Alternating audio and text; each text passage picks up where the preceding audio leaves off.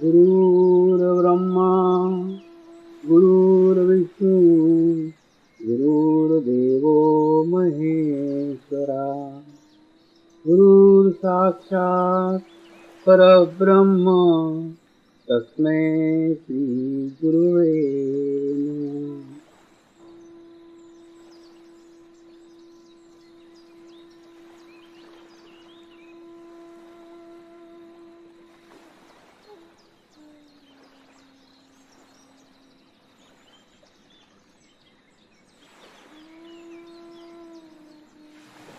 मेरे साथ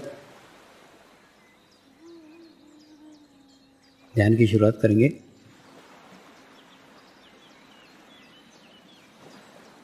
मैं एक पवित्र आत्मा हूँ। मैं एक शुद्ध आत्मा हूँ। मैं एक पवित्र आत्मा हूँ। मैं एक शुद्ध आत्मा हूँ। मैं एक पवित्र आत्मा हूँ। मैं एक शुद्ध आत्मा हूँ। गुरु मंत्र का उच्चारण करेंगे। ओम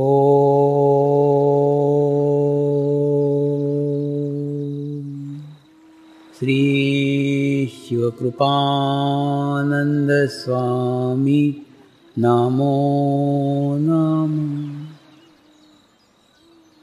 ओम श्री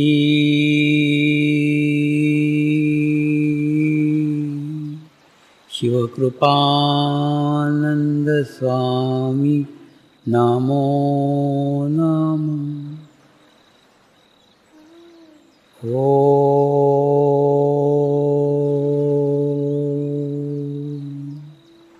श्री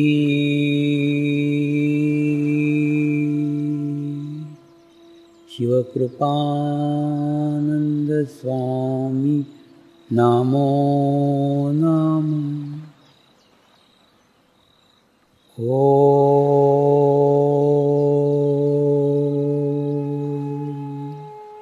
श्री शिवकृपानंद स्वामी नमो नमः।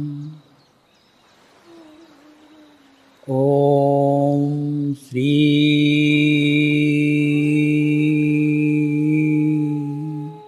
शिवकृपानंद स्वामी नमो नमः। ओम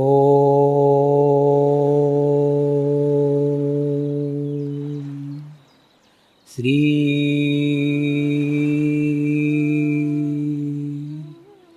शिवकृपानंद स्वामी नमो नमः। ओम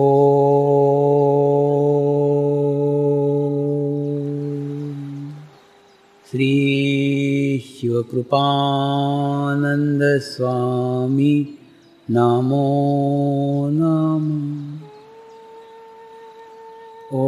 ओम श्री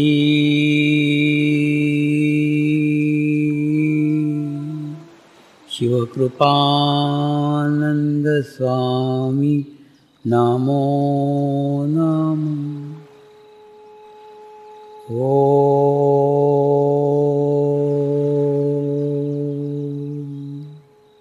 श्री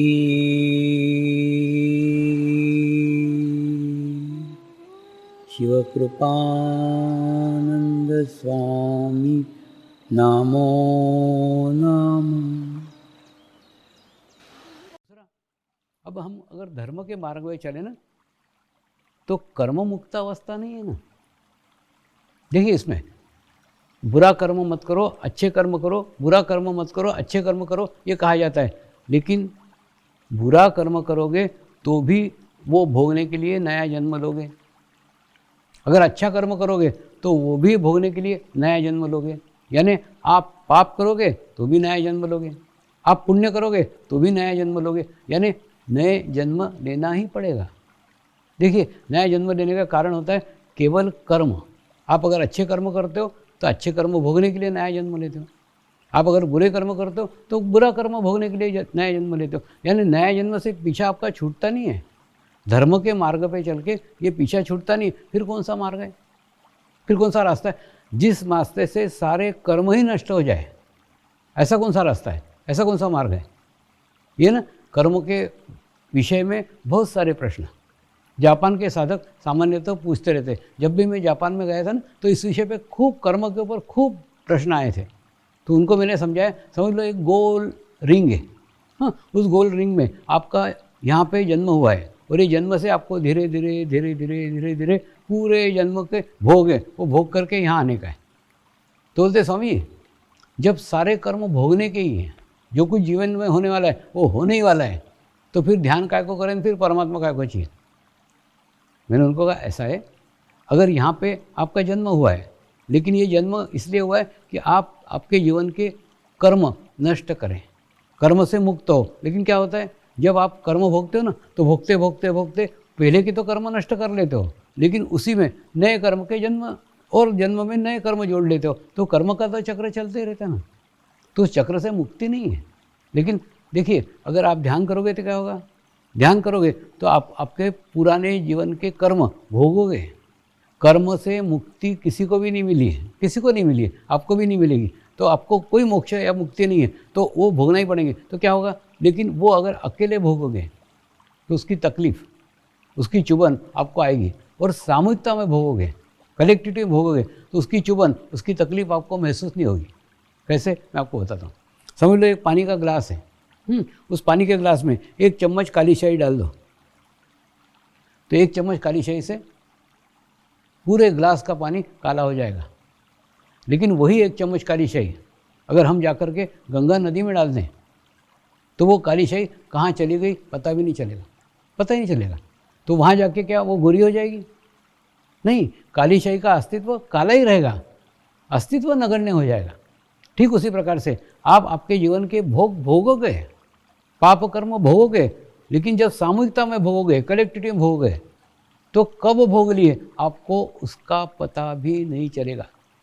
और वो देखिए, ऐसा करते करते करते करते आप यहाँ तक आ गए कि आपने आपके जीवन के सब पाप कर्म भोग लिए, और भोगते भोगते एक ऐसी अवस्था आपको प्राप्त हो गई, एक अच्छी आध्यात्मिक स्थिति प्राप्त हो गई कि उस आध्यात्मिक स्थिति में आपके हाथ से बुरा कर्म हो ही नहीं सकता।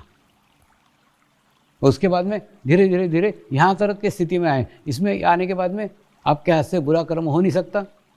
दूसरा, अच्छा जो कर्म करो वो गुरु के माध्यम से आप परमात्मा को समर्पित करो, गुरु कृपा में हुआ है, ऐसा बोलते हो। और बोलते नहीं, ऐसा मानते हो, बोलना काफ़ी नहीं है, मानते हो कि जो कुछ हुआ है वो गुरु कृपा में हुआ है। यानी देखो, ये एक ऐसी अवस्था यहाँ आपको प्राप्त हो गई, आपने आपके पुराने जीवन के सारे कर्म भोग लिए, उसके बाद में आपसे बुरे कर्म हो नहीं रहे, उसके बाद में आपके हाथ से जो अच्छे कर्म हो रहे हैं वो भी परमात्मा को समर्पित कर रहे हैं, तो आपके साथ आप कुछ बांधते ही नहीं हो। तो एक स्थान पे, एक जगह आपको यहाँ जा कर के एक ऐसी अवस्था प्राप्त हो जाती है जब आपके जीवन में कोई पाप कर्म नहीं रहते, कोई पुण्य कर्म नहीं रहते, एक शून्य की अवस्था, कर्म मुक्त अवस्था उसको कहते हैं। इसी को मोक्ष की स्थिति कहते हैं। मोक्ष मरने के बाद नहीं मिलता, मोक्ष की स्थिति आपको आपके जीवन काल में प्राप्त करना पड़ती है, और उसके बाद में यहाँ मिलने के बाद में जब आपका शरीर छूटे तब मृत्यु है। तो मृत्यु के बाद में मोक्ष कभी नहीं मिलता, मोक्ष आपको आपके जीवन काल में ही प्राप्त करना पड़ता है। ये केवल योग के माध्यम से ही संभव है कि आपको एक कर्म मुक्त अवस्था आपके जीवन में प्राप्त हो, जहाँ आपके जीवन के सारे पिछले जन्म के कर्म भोग लिए हो, जहाँ जाकर के आपसे बुरे कर्म हो ही नहीं रहे हो, और एक ऐसी अवस्था जहाँ अच्छे कर्म करो वो कर्म भी अपने साथ बांधते नहीं हो, तो कर्म मुक्त अवस्था आपको प्राप्त हो जाती है। आपने कई जगह कई स्थानों पे देखा होगा, माँ बाप मर जाने के बाद में उनके नाम से दान दिया जाता है, उनको नाम से डोनेशन दिया जाता है। मतलब वो बेचारे अपने जीवन में बैलेंस करके गए होंगे, ये और पुण्य कर्म उनके नाम से जोड़ देते हैं, यानी वो पुण्य कर्म भोगने के लिए फिर दूसरा जन्म लेंगे ना। इसलिए आप देखो, इतने सारे आश्रम से, इतने सारे स्थान हैं, और लाखों रुपए का डोनेशन आता है, लेकिन कहीं पे भी कोई किसी नेम प्लेट नहीं लगी कि फलाने फलाने ने ये बांध काम कर दिया, फलाने फलाने के मदद से ये हुआ, किसी का नाम नहीं। क्या कारण है? ये मर्म, ये ज्ञान हमारे लाखों साधकों को है। उसके कारण कोई भी साधक अपना किया हुआ कर्म कभी अपने साथ बांधता नहीं है, कभी नहीं बोलता कि मैंने किया है, मैंने किया है। क्यों? क्योंकि अपने उसको मालूम है अगर मैंने किया बोला तो मेरे अकाउंट में लिखा जाएगा, और मेरे अकाउंट में लिखा गया तो मेरे को दूसरा जन्म लेना पड़ेगा। तो इसमें कर्म मुक्त अवस्था प्राप्त हो सकती है। संत ज्ञानेश्वर जी ने एक विश्व धर्म की कल्पना की थी, एक विश्व धर्म की कल्पना की थी। विश्व का एक ही धर्म है। हमारे पूर्वजों ने वसुधैव कुटुंबकम की कल्पना की थी। तो क्या वो कल्पना, क्या वो विश्व धर्म कल्पना था? उसको कोई आधार नहीं था? उसको क्या आधार रहा होगा? उसको थोड़ा गहनता से सोचने की आवश्यकता है। उसका आधार कोई भी मूर्ति नहीं हो सकती, उसका आधार कोई भी देवता नहीं हो सकता, उसका आधार कोई भी उपासना पद्धति नहीं हो सकती, उसका आधार कोई भी भाषा नहीं हो सकती। तो कौन सा ऐसा आधार है, कौन सा ऐसा मार्ग है जिस मार्ग से विश्व धर्म की कल्पना साकार हो सकती है, जिस मार्ग से वसुधैव कुटुंबकम की कल्पना साकार हो सकती है? वो मार्ग है योग का मार्ग, अनुभूति का मार्ग। ये अनुभूति का जो मार्ग है, ये एकमात्र मार्ग है जिस मार्ग से वसुधैव कुटुंबकम की कल्पना साकार हो सकती है, विश्व धर्म की कल्पना साकार हो सकती है। ये मैं पिछले 25 साल से अनेकों देशों के, अनेकों जाति के, अनेकों धर्म के लोगों के साथ रहकर उनसे आई अनुभूति की समानता देख करके, उनसे आया हुआ ज्ञान देख करके मैं आपको विश्वास के साथ कह सकता हूँ, योग ही एक ऐसा मार्ग है जो मनुष्य को मनुष्य के साथ जोड़ता है।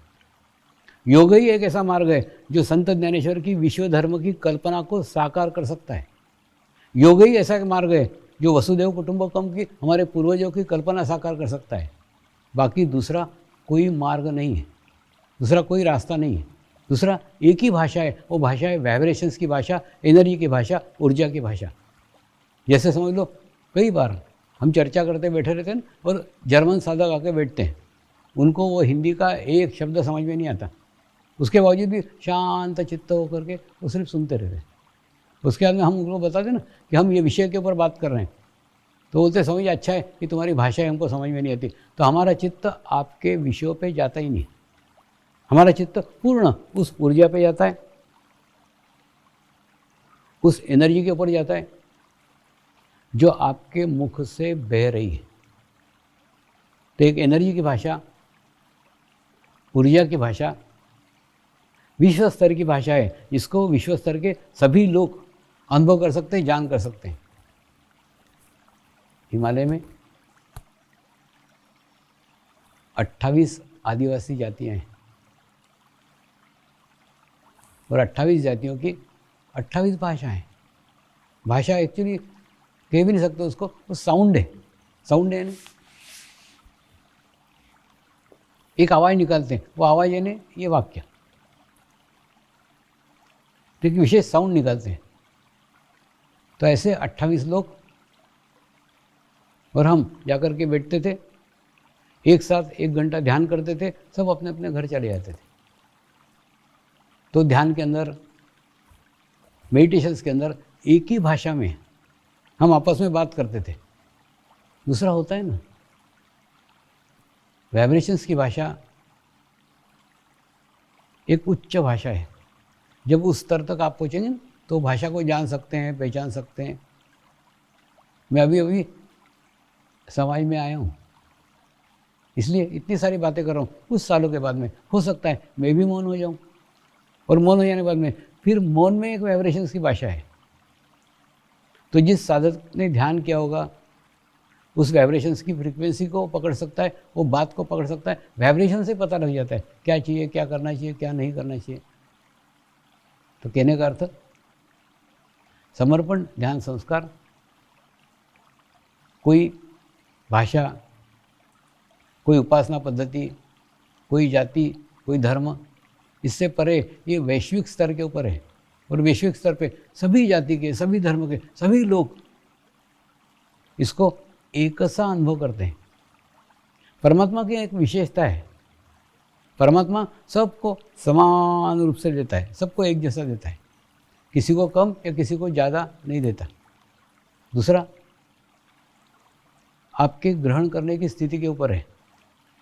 एक ग्रहण कर पाता है, एक ग्रहण नहीं कर पाता है, लेकिन उसका देने का भाव सबको समान होता है, एक जैसा होता है। तो आप जैसे जैसे अभ्यास करते जाएंगे, जैसे जैसे साधना करते जाएंगे, वैसे वैसे आपको उसके अनुभव होंगे। समर्पण ध्यान संस्कार पद्धति नहीं है, समर्पण ध्यान संस्कार एक संस्कार है। कुछ दिन पहले कुछ जैन मुनियों के साथ शिविर हुआ। शिविर के पश्चात जैन मुनियों ने कहा, स्वामी जी हमने 8 दिन का अनुष्ठान किया, 8 दिन का शिविर किया, लेकिन 8 दिन में आपने तो कोई भी पद्धति से ध्यान नहीं सिखाया। ध्यान की 3 पद्धतियाँ प्रचलित है। एक पद्धति है सांस के ऊपर ध्यान रखना, यानी सांस ले रहे हैं, सांस छोड़ रहे हैं। आपने उस पद्धति से भी ध्यान नहीं सिखाया। दूसरी पद्धति है भस्त्रिका प्राणायाम, आपने उस पद्धति से भी ध्यान नहीं सिखाया। और तीसरी पद्धति है त्राटक, यानी दिए की लो की तरफ एक एकाग्र होके देखते रहना, उस पद्धति से भी ध्यान नहीं सिखाया। आपने तो स्वामी जी किसी पद्धति से ही ध्यान नहीं सिखाया। तो हम बाहर जाकर के दूसरे जैन मुनि पूछेंगे कि कौन से पद्धति से ध्यान सीख करके आए हो, तो हम क्या जवाब देंगे? मैंने उनको कहा, महाराज साहब ये ध्यान की पद्धति नहीं है, ये ध्यान का संस्कार है। ध्यान की पद्धति एक शरीर दूसरे शरीर को दे सकता है, दूसरा शरीर एक शरीर से ले सकता है, इसमें कुछ नहीं है, एक संस्कार है। वो संस्कार मुझे प्राप्त हुआ है और मेरे द्वारा आपको प्राप्त होता है, कुछ नहीं। मैं ध्यान की एक स्थिति में जाता हूँ, ध्यान की एक अवस्था में जाता हूँ, और वो अवस्था में जाने के बाद मैं मन ही मन प्रार्थना करता हूँ, जो मुझे प्राप्त हुआ है, जो स्थिति मुझे प्राप्त हुई, जो अनुभूति मुझे प्राप्त हुई, वो अनुभूति सारे समाज को हो, सारे लोगों को हो। और ऐसे समय जो लोग जुड़े हुए रहते हैं, वो लोग जो इस अनुभूति को पाना चाहते हैं, जो उस अनुभूति को पाने की इच्छा रखते हैं, वो उसको प्राप्त करते हैं। और इसलिए सभी को वो स्थिति, वो अवस्था, वो अनुभूति सर्वसामान्य मनुष्य को प्राप्त हो जाती है। तो हमारे में जो गलत धारणा है ना कि सर्वसामान्य मनुष्य ध्यान नहीं कर सकता, ध्यान करने से परिवार छूट जाता है, ध्यान करने से समाज छूट जाता है, ऐसा कुछ नहीं है। आप समाज में रहते हुए, परिवार में रहते हुए, घर में रहते हुए ध्यान कर सकते हो। एक ऐसी ध्यान की संस्कार को आप ग्रहण कर सकते हो, और ग्रहण करके आप अपना ही अनुभव लेकर के देखो ना। आप जैसे जैसे अनुभूतियाँ लेते जाओगे, जैसे जैसे अनुभव लेते जाओगे, आपको आगे आगे की प्रदान मिलती चली जाएगी। इसमें ना ऐसा कुछ नहीं है ये कोर्स फिर आगे कोर्स, कुछ नहीं है। 30 मिनट का ध्यान है। कई बार साधक बोलते हैं, स्वामी जी कृपा करो, स्वामी जी दया करो। अरे बाबा, कृपा और दया वो 30 मिनट के ध्यान में सब कुछ है, पूरा पैकेज है वो। 30 मिनट नियमित ध्यान करो ना, आपको सब उसके अंदर ही मिल जाएगी, सब कृपा दया सब उसके अंदर है। सिर्फ आप 30 मिनट ध्यान रख के वो अनुभूति लेने की आवश्यकता है। आप ले करके देखो। योग मनुष्य के जीवन की सभी समस्याओं का हल है। कैसे बताता हूँ। मनुष्य के शरीर की संबंधित सारी समस्याएं हैं, सारी समस्याएं, मनुष्य के जीवन की जितनी भी समस्याएं हैं, सभी समस्याएं मनुष्य के शरीर से संबंधित है। अगर मनुष्य का शरीर भाव कम होगा तो मनुष्य के जीवन की समस्याएं भी कम होंगी।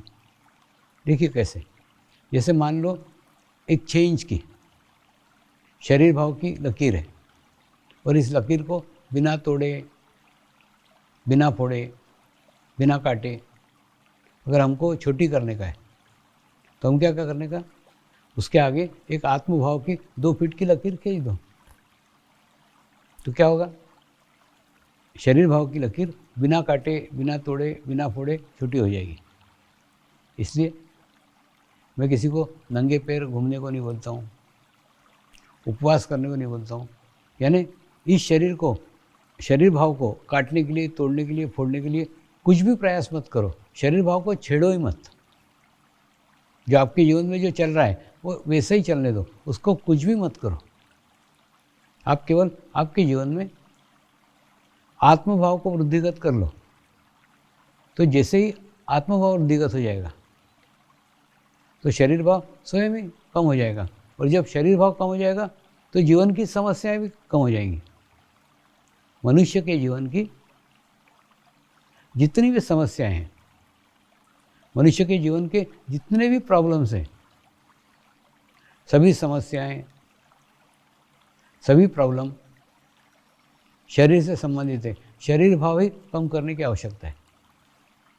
तो जैसे ही आप योग साधना करते हैं तो योग साधना करने से आपके शरीर भाव कम हो जाता है और उसके बाद में आपका शरीर की समस्याएं भी कम अनुभव होने लग जाती। तो योग का क्षेत्र इतना विशाल है, इतना बड़ा है। दूसरा, योग के अंदर एक स्थान पर बैठ के विश्व के किसी भी व्यक्ति के बारे में संपूर्ण जानकारी आप बैठे बैठे ही प्राप्त कर सकते हैं। इतनी बड़ी स्थिति आपको योग मार्ग से प्राप्त हो सकती है। तो योग का क्षेत्र इतना विशाल है, इतने विशाल क्षेत्र को, इतने बड़े क्षेत्र को केवल योगासन तक 5 साल से सीमित करके रखा हुआ है। आवश्यकता है समग्र योग का ज्ञान प्रत्येक मनुष्य मात्र को मिले। और दूसरा, जब हमारे देश ने योग के प्रचार प्रसार की बात की है तो समग्र ज्ञान, समग्र योग भी विश्व तक पहुँचे, ये हमारे प्रयास होना चाहिए, ये हमारे प्रयत्न होना चाहिए। दूसरा, एक बार एक पुलिस का शिविर लिया तो शिविर में एक पुलिस ने मुझे कहा, स्वामी जी, ये हमारे जो ऑफिसर है ना, ये ऑफिसर अगर आधा घंटा मेरे को रोज़ छुट्टी दिया करे तो मैं नियमित ध्यान करूँगा, नियमित मेडिटेशन करूँगा।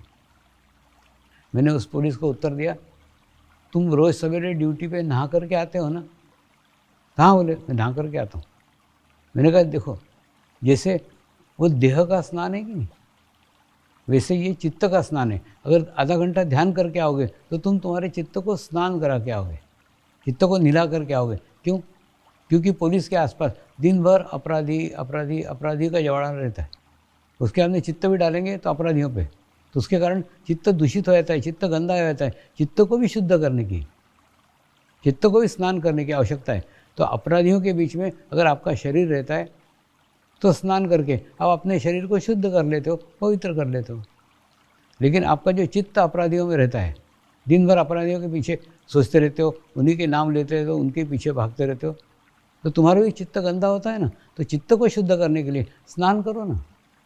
तो तुम जब नहा करके आते हो तो नहाने के लिए वो तुम्हारे पुलिस ऑफिसर छुट्टी देते क्या? नहीं देते। ठीक उसी प्रकार से ये चित्त का स्नान है, इसके लिए भी तुमको अलग आधा घंटा नहीं मिलेगा।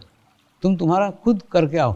अगर 6 बजे उठते हो 5:30 बजे उठो, आधा घंटा ध्यान करके आओ, आधा घंटा मेडिटेशन करके आओ। ये चित्त का स्नान है। दूसरा, ये ना भोजन है। हम जैसे दोपहर को 12 बजे खाना खाते कि नहीं, तो खाना खाने के बाद में हमारा शरीर तंदुरुस्त होता है, स्वस्थ होता है। तो भोजन की जितनी आवश्यकता है ना शरीर को, ठीक उसी प्रकार से ध्यान, योग आत्मा का भोजन है। और जैसे ही आप ध्यान साधना करते हैं वैसे वैसे आपके भी आत्मा को भोजन मिलता है, आपके आत्मा को शक्ति मिलती है, आपकी आत्मा सशक्त होती है। तो नियमित जिस प्रकार से भोजन करते हो ना, ठीक उसी प्रकार से ध्यान साधना भी नियमित करो, और नियमित करने से आपकी धीरे धीरे प्रगति होगी। इस मार्ग में दो विशेषताएं हैं। एक तो नियमित ध्यान साधना, नियमित ध्यान साधना ने रोज करना ही चाहिए। कभी सुबह अगर करना रह गया तो शाम को कर लो, लेकिन रोज ध्यान आधा घंटा होना ही चाहिए। एक दूसरा, सामूहिकता में ध्यान करना चाहिए, कलेक्टिविटी में ध्यान करना चाहिए। अभी जो कोरोना काल चल रहा है इसमें सामूहिकता संभव नहीं है, कलेक्टिविटी संभव नहीं है, लेकिन हम मीडिया के माध्यम से, हम सामूहिकता के माध्यम से, ऑनलाइन शिविर के माध्यम से लाखों लोग एकत्र होकर ध्यान कर सकते हैं। अब देखिए ना, ये जो शिविर है ना, ये शिविर में लाखों लोग शामिल हुए हैं, जो अलग अलग जाति के, अलग अलग धर्म के, अलग अलग देश के, सब लोग अपनी अच्छाइयाँ लेकर के आए हुए हैं। तो एक बहुत बड़ी विश्व की अच्छाइयों की खूब बड़ी सामूहिकता, लाखों की सामूहिकता आज इस शिविर में शामिल है। उस शिविर के अंदर आप शामिल हुए हैं, तो आप हो कि नहीं पुण्यवान कि आप इतने पुण्यवान लोगों के साथ शामिल हो, इतनी पवित्र आत्माओं के साथ शामिल हो, इतनी शुद्ध आत्माओं के साथ शामिल हुए। और दूसरा, 1,00,000 दिन ध्यान करना और 1,00,000 लोगों के साथ एक दिन ध्यान करना। हे परमात्मा, हम सभी पवित्र आत्माएं आपको हृदय से प्रार्थना करते हैं कि सारे विश्व में शांति हो, सारे विश्व के आत्माओं की आध्यात्मिक उन्नति हो एवं सर्वांगीण उन्नति हो। यही हम सब आत्माओं की शुद्ध इच्छा है। नमस्कार करेंगे। हे परमात्मा, हमारे सद्गुरु श्री शिव कृपानंद स्वामी जी का स्वास्थ्य सदैव अच्छा बना रहे एवं उनकी आयु दीर्घ हो, यही हम सब पवित्र आत्माओं की शुद्ध प्रार्थना है, शुद्ध प्रार्थना है, शुद्ध प्रार्थना है। शांति पाठ करेंगे। ओम द्यो शांति अंतरिक्षगं शांति पृथ्वी शांति रापः शांति औषधयः शांति वनस्पतयः शांति विश्वे देवः शांति ब्रह्म शांति सर्वगं शांति शांतिरेव शांति श्यामा शांतिरेधि। ओम शांति शांति शांति सर्वरिष्टतु शांतिर्भवतु। जय बाबा स्वामी।